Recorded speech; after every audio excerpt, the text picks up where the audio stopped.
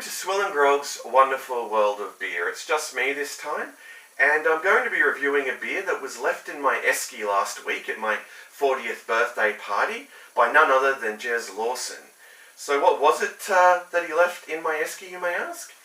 It was Rivet Lager, 4.7% alcohol by volume, brewed and canned in Vietnam for Aldi stores in Australia.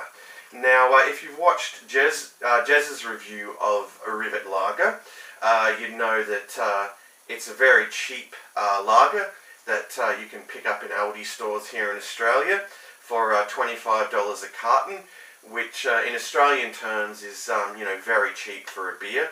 Most of your beers are around the $40 mark and beyond. So yeah, I mean, $25 gets you 24 cans of this, so it's not too bad as far as the price is concerned. But how does it taste? Well, I've had a few beers from Vietnam that were coincidentally quite cheap as well. You may recall I reviewed Hammer and Tongs, which was brewed by SAB Miller in Vietnam, and about 3 years ago I had a beer that was also brewed in Vietnam by SAB Miller called Zorok, and it was actually only $20 a carton. It didn't last very long. I mean, amazingly, you'd think a beer that was that cheap would be a great seller here, but surprisingly not. Anyway, yeah, I mean, I guess as it stands today, this is probably one of the cheapest beers in Australia. I think if you're really lucky, you can get Hammer and Tongs for $25 sometimes at some of the Coles liquor outlets, like your First Choice Liquor or Liquorland. But yeah, it's not that I really go out of my way to look for it. Anyway, but yeah, I mean, as you can see, this Rivet Lager comes in an impressive looking can. It's 330 mils, so yeah, it says here that it's traditionally brewed in a full flavoured lager. I did actually notice that it contains sulfites, which is a little bit concerning. I think most beers don't actually contain sulfites these days, because yeah, it usually causes you to wake up with a pretty nasty hangover, and for people that are asthmatic, I think it can actually trigger their asthma. So yeah, that's a little bit concerning. But yeah, I mean, another thing I should probably mention is that yeah, you actually can't buy this up here in Queensland because of our insane liquor licensing laws that I think I've spoke of before. I think maybe I made mention of that in my South African Carling Black Label review. Yeah, I mean, the Aldi stores don't carry liquor at all. I mean, but in New South Wales, they've got different laws there, so you can go into supermarkets and buy liquor, same as Victoria as well. But yeah, sadly, it's something we're deprived of here in Queensland. So I'd have to drive 90 minutes, to the border, to the store at Tweedheads to get this if I wanted it. Anyway, I think I've babbled enough about this. It's high time that I cracked it open and made an assessment. I actually did an impromptu review of this on the night of my 40th. I think I might tag that footage onto the end of this review, but I think, yeah, it definitely deserves a proper light review. So here goes. Let's crack this sucker open. Alright, a nice crack there. And I'm going to pour it into this lovely Pilsner glass that Jez got me for my birthday. Actually got me a set of 4 of these. Yeah, I mean, I really like the look of these glasses. They're really impressive. So thanks for that, Jez, and thanks for leaving this beer here as well. Alright, so let's give it a nice pour. Okay, well, it looks like this glass is giving it a lovely head. Alright. Okay. So, let's make an assessment of the appearance, as we always do. Well, the appearance is a very clear, pale, golden yellow colour, you could say, with a moderate amount of carbonation there. a very thick, soapy head. I've got like 3 fingers of head there, in fact, but it sure does look good in this glass. Let me just top it up a little. Alright. But yeah, I gotta say, it looks awfully good. Alright, so I think I've babbled enough about the appearance, which is really, you know, a very standard looking kind of lager appearance, you could say anyway. I shouldn't really babble on about that. But let's move on to the aroma.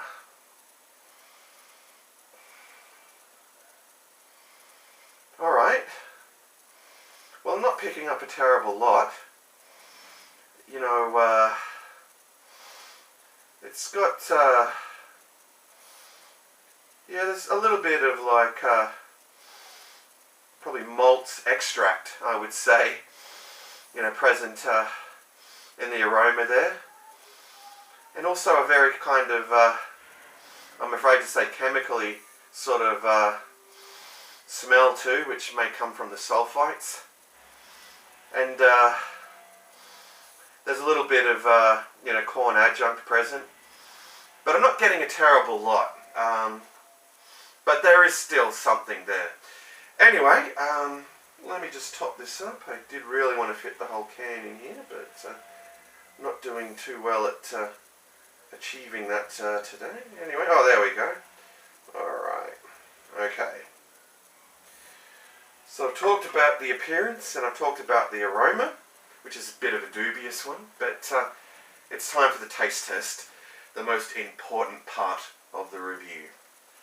So a huge cheers to you all, and an extra special cheers to Jez for leaving this beer here. Alright, let's dive in.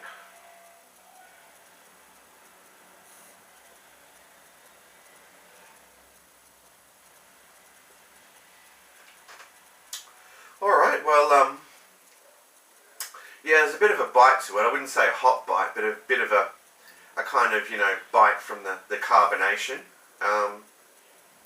There's no real, like, bitterness to speak of.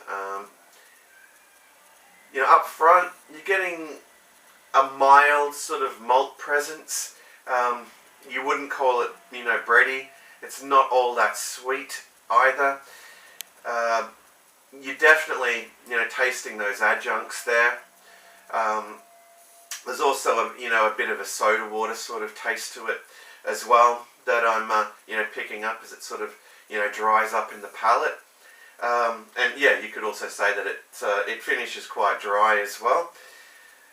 But yeah, I mean, it doesn't really kind of, you know, it doesn't really leave much of an impression. I could say, you know, as far as, you know, the taste goes.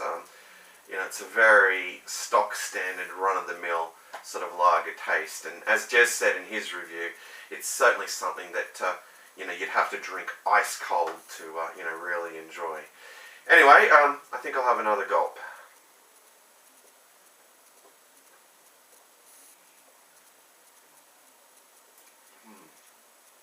Alright, well, it's, you know, certainly holding that taste profile.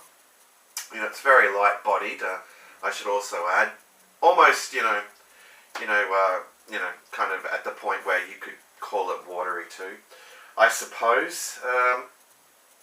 Yeah, there's not much more I can really say about this. It's, you know, just not, you know, very impressive in any way, shape or form. It doesn't really have any, you know, off sort of flavours to it. But yeah, I mean, that kind of smell I was detecting, you know, in the aroma, you know, would make me, you know, makes me very, you know, dubious of it. Of course, it's something that, you know, you could session and, you know, its drinkability is going to be quite high. But yeah, look, folks, I'd be really worried about the kind of hangover that you'd get from a beer like this. Anyway, wrapping it up, what would I give it in terms of a score out of 10? Well, I of course need to have one last gulp.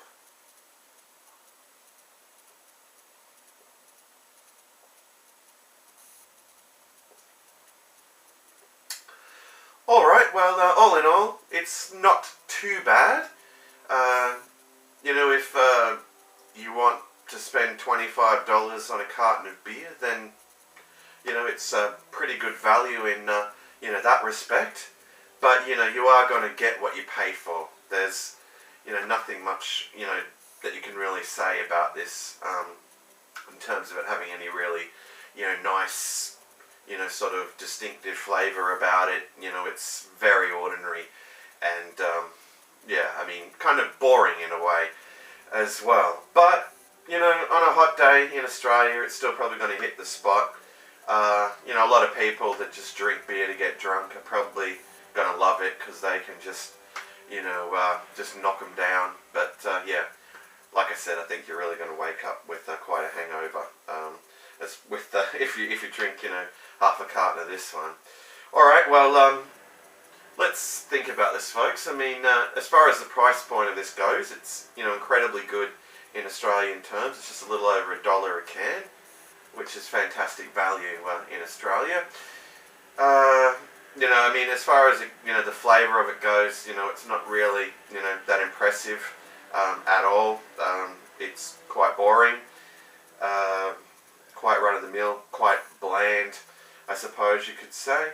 But there's nothing really offensive about it. It's not like I want to tip this down the sink.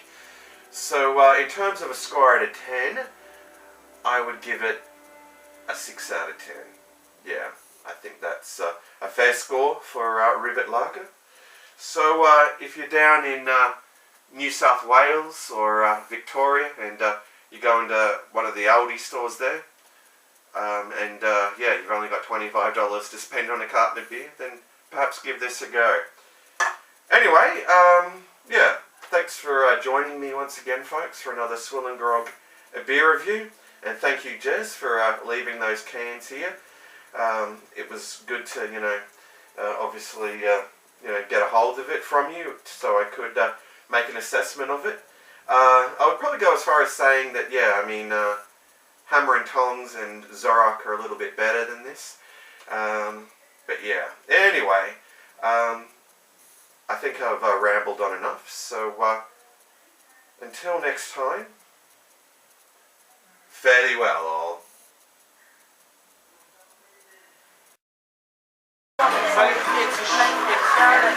It's a small can, not happy with that. What do you reckon? She got nearly like 3 fingers of head there. Yeah, it's a bit too big. It's very like straw kind of yellow colour. Whoa. What do you reckon, Swills? This is from Aldi.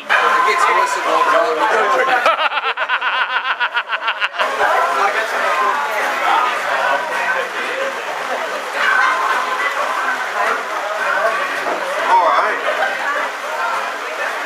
Yeah, a bit of sweet kind of malt up front.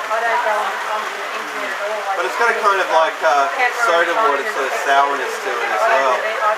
Yeah, no real bitterness to speak of.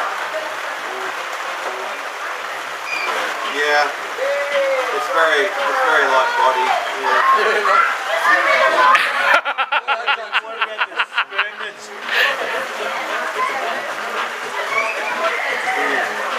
Yeah, very watery. Bit of flavour.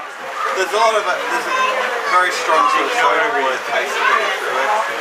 Yeah. And this is from Aldi, wasn't it? Yeah, $25 a carton. Pussy juice. Alright, well, yeah. I guess it's drinkable, but it's like nice cold. Oh, now we're getting photo bombed. Yeah. It's interesting. Yes, it's different. The more you keep drinking it, the more least impressed you are. Yeah. Like that Zorok, that other beer brewed by SAB Miller from SAB Miller from Vietnam was just a little bit better than this actually.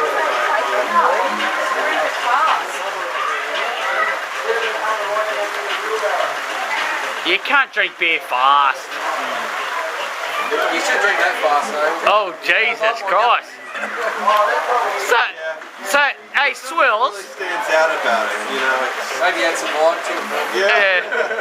Hey, Swills. You reckon that maybe? I don't know. Yeah. Hey, Swills, well, you reckon that maybe your wheat would probably taste better than that? Is that what you're trying to tell us? So you maybe wheat in a cup, and you enjoy that more. It's interesting.